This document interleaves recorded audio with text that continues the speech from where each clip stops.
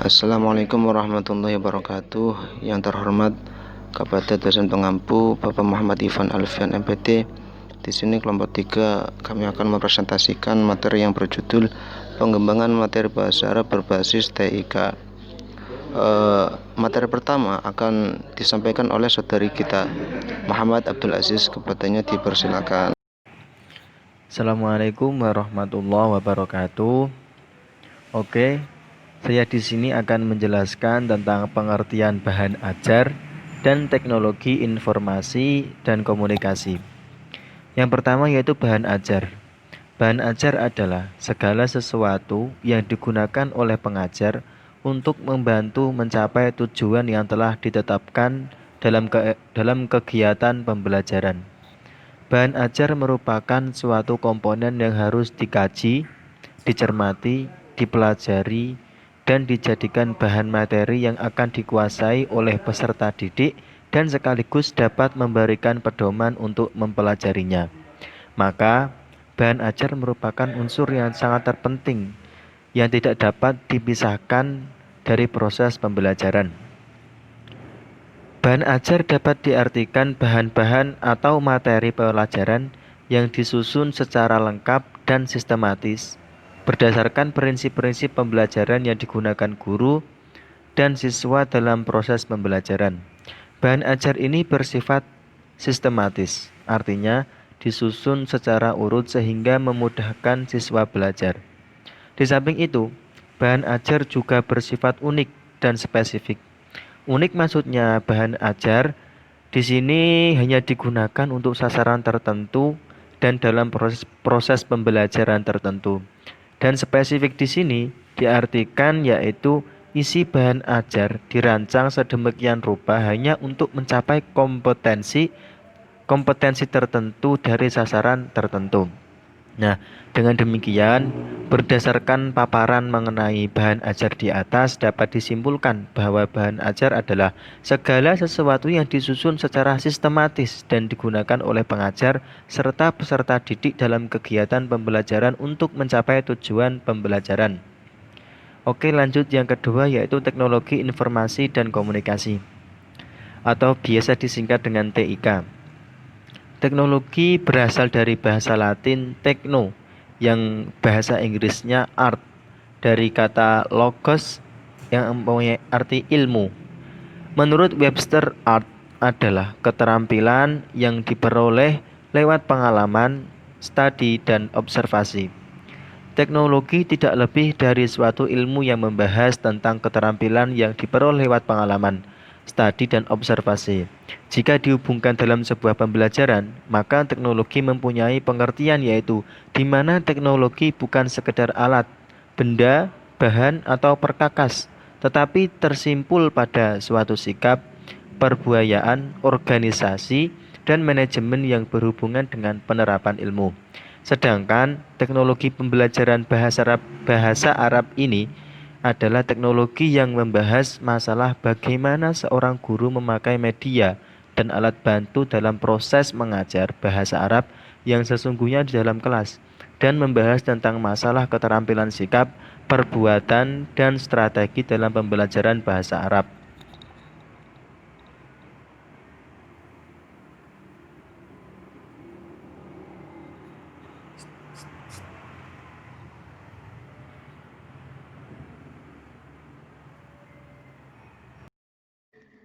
Nah, sebelum kita masuk kepada media pengembangan belajar berbasis TIK, kita membahas dulu alternatif media dalam pembelajaran bahasa Arab.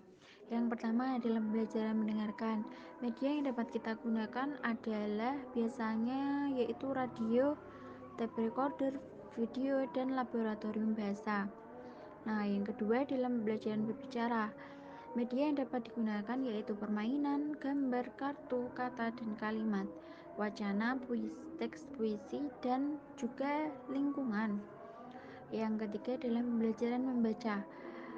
Apa sih media yang dapat kita gunakan? Media yang dapat kita gunakan adalah buku, modul, lembaran lepas, clipping berupa wacana atau cerita. Yang keempat yaitu dalam pembelajaran menulis, kita dapat menggunakan media gambar, foto, lingkungan papan panjang, pengalaman siswa, dan juga televisi. Nah, sekarang media yang digunakan untuk pengembangan pembelajaran berbasis TIK. Yang pertama yaitu internet. Internet memang sudah tidak asing lagi bagi kaum muda zaman sekarang karena internet sangat dibutuhkan. Nah, internet ini sangat sekali mendukung pembelajaran pada era zaman sekarang ini. Apalagi sekarang ini semua pembelajaran menggunakan sistem daring. Yang kedua yaitu intranet. Intranet merupakan sebuah jaringan privat yang menggunakan protokol internet. Contohnya, membagi informasi rahasia perusahaan. Ini intranet ini hampir sama dengan internet, hanya saja ini tuh untuk area lokal atau dalam satu kelas, satu sekolah, satu gedung atau antar gedung. Nah, yang ketiga yaitu handphone atau HP. Ini sangat mendukung sekali ya, apalagi mahasiswa ini sangat cenderung sekali dengan handphone karena sangat penting kita bisa mencari semua yang kita butuhkan untuk pembelajaran ini di internet menggunakan HP. Nah, yang keempat yaitu CD-ROM atau flash disk. Semakin berkembangnya zaman atau waktu, juga semakin banyak alat-alat elektronik yang sangat canggih. Nah, contohnya ini flash disk. Flash disk ini gunanya untuk menyimpan file-file yang kita perlukan untuk pembelajaran.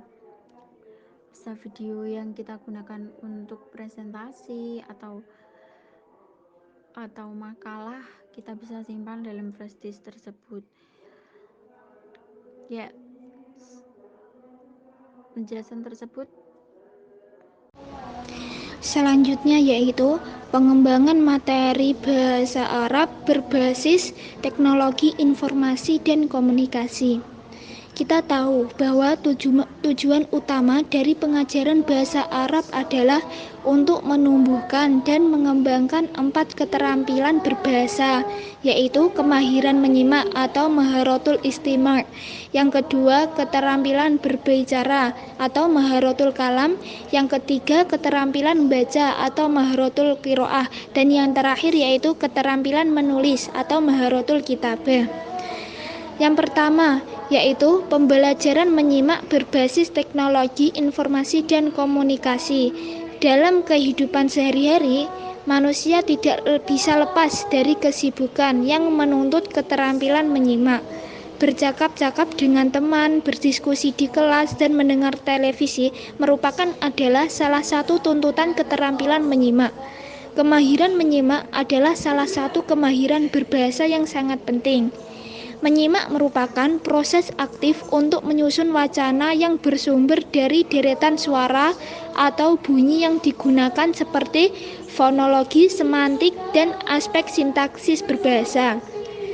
Dalam mental, mulai dari pengidentifikasian bunyi, proses pemahaman dan penafsiran sampai pada proses penyimpanan hasil pemahaman dan penafsiran bunyi. Dalam rangka membantu peserta didik untuk bisa memiliki keterampilan menyimak, yaitu dengan model pembelajaran bahasa Arab seperti percakapan dengan bahasa Arab. Dalam percakapan tersebut dibuat menu pengaturan yang dapat diperlambat cara pengucapannya, serta dapat diulang oleh stakeholder. Hal ini memungkinkan mereka untuk dapat menyimak apa yang diutarakan oleh sang penutur sesuai dengan maksud pembicaraannya. Ada beberapa media lainnya yang bisa digunakan untuk membantu pembelajaran istima oleh peserta didik. Contohnya yaitu berupa kaset, CD, MP3 video kartun, CD interaktif berbahasa Arab, yaitu seperti kitab Al-Arabiyah Baina Yadaik. Yang kedua yaitu pembelajaran berbicara bahasa Arab berbasis teknologi informasi dan komunikasi. Ya, bisa kita sebut dengan maharatul kalam. Salah satu kemampuan berbahasa yang harus dicapai ialah keterampilan berbahasa. Ada beberapa konsep dasar yang seharusnya dipahami oleh pendidik sebelum mengajarkan bahasa kedua kepada peserta didik, yaitu berbicara dan menyimak adalah dua kegiatan resiprokal. Kalau berbicara adalah proses komunikasi individu atau ekspresi kreatif. Berbicara termasuk juga tingkah laku. Berbicara itu dipengaruhi kekayaan pengalaman. Berbicara sarana memperluas cakrawala dan berbicara adalah pancaran pribadi. Antara menyimak dan bicara adalah dua kegiatan yang tidak terpisahkan. Kegiatan menyimak pastilah didahului kegiatan berbicara. Begitu pula berbicara biasanya disertai dengan kegiatan menyimak. Dua-duanya sama-sama penting bagi komunikasi. Dalam rangka membentuk peserta didik untuk memiliki keterampilan berbicara, yaitu contohnya adalah dengan pengucapan kosakata serta kalimat dalam model yang dirancang dipadukan dengan perintah, dengarkan dan ulangi. Maksudnya dalam hal ini ialah bahwa aktivitas pembelajaran menuntut keaktifan peserta didik untuk mendengarkan rekaman dan kemudian mengulangi rekaman tersebut. Selanjutnya yang ketiga yaitu pembelajaran membaca bahasa Arab berbasis teknologi informasi dan komunikasi. Membaca sendiri itu adalah kunci ke gudang ilmu. Ilmu yang tersimpan dalam buku harus digali dan dicari melalui kegiatan membaca. Kemahiran membaca menentukan hasil penggalian ilmu tersebut. Karena itu dapat kita katakan kemahiran baca sangat diperlukan dalam dunia modern. Kebenaran cara membaca tetap menjadi perhatian, namun bukanlah hal utama.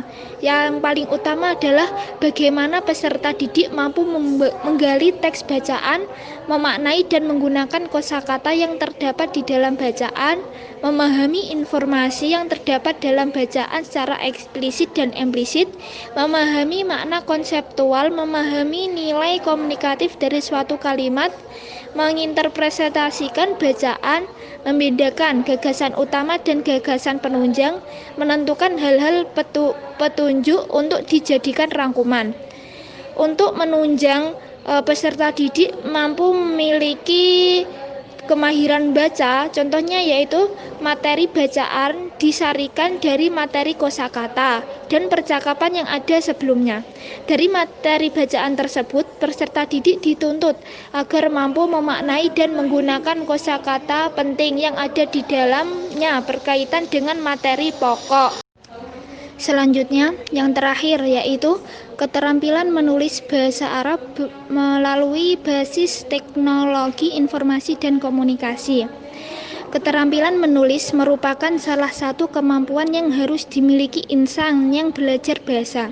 Keterampilan ini merupakan keterampilan yang paling tinggi tingkat kesulitannya bagi peserta didik dibandingkan 3 keterampilan bahasa yang sebelumnya tadi.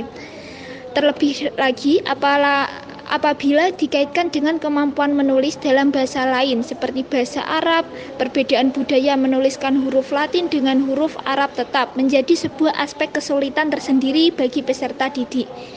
Penulisan bahasa Arab yang diawali dari kanan ke kiri tetap juga menjadi sebuah momok yang membuat peserta didik sulit untuk mencapai keterampilan menulis. Artinya dalam hal ini tantangan bagi pendidik untuk mewujudkan peserta didik yang terampil menulis bahasa Arab sangat berat karena menuliskan ide-ide pikiran saja berat atau sulit, apalagi mereka menuliskan kembali kalimat-kalimat yang terdapat dalam buku ke dalam catatan. Dalam rangka mencapai keterampilan menulis sebagaimana yang dijelaskan di atas, model pembelajaran bahasa Arab berbasis TIK memberikan arah pengembangan kitabah sebagaimana yang telah dirancang mencari kata.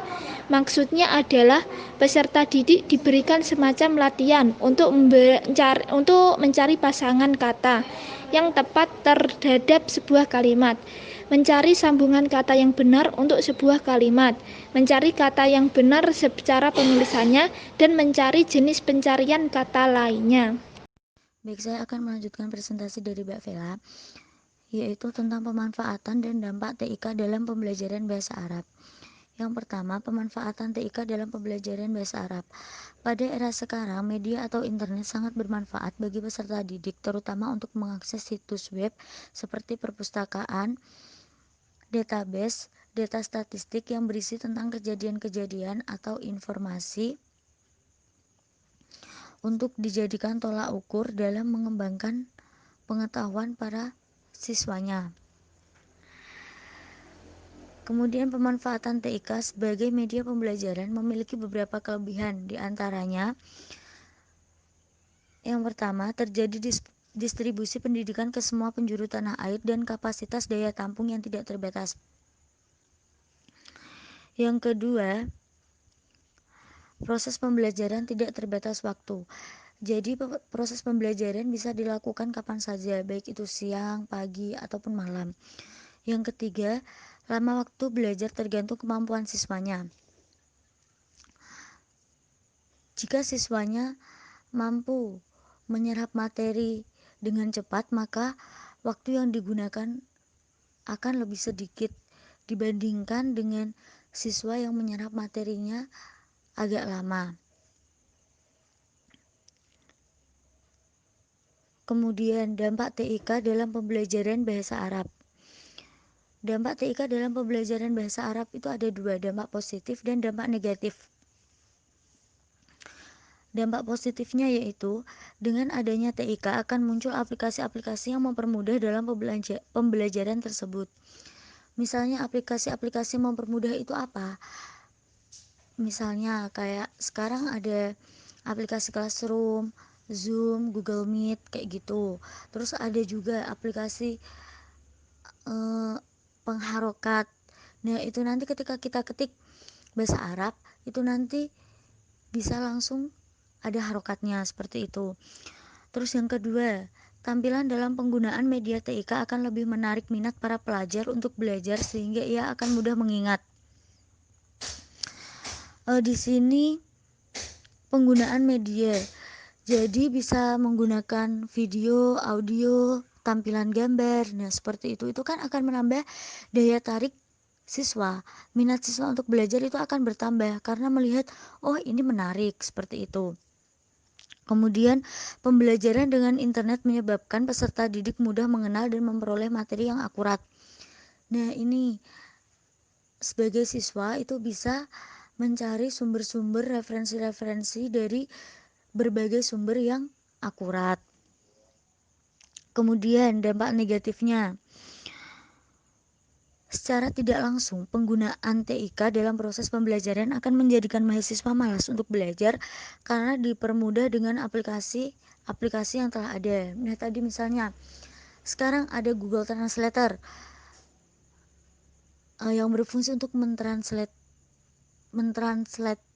bahasa dari bahasa Arab ke bahasa Indonesia. Nah, itu juga akan mempermudah para siswa untuk mentranslatekan. Jadi siswa itu enggan untuk belajar. Kemudian ada lagi harokat, ada lagi kayak pengkoreksian nahwu. Nah, itu juga akan membuat peserta didik itu malas untuk belajar. Kemudian yang kedua, hambatan dana, yaitu dana atau biaya dengan jaringan yang cukup mahal dalam berbagai piranti penghubung dengan LAN. Sekian presentasi dari saya, kurang lebihnya mohon maaf. Apabila ada yang kurang jelas, bisa ditanyakan pada saat sesi tanya jawab. Sekian dari presentasinya, kita tutup dengan bacaan hamdalah. Alhamdulillahirabbil alamin.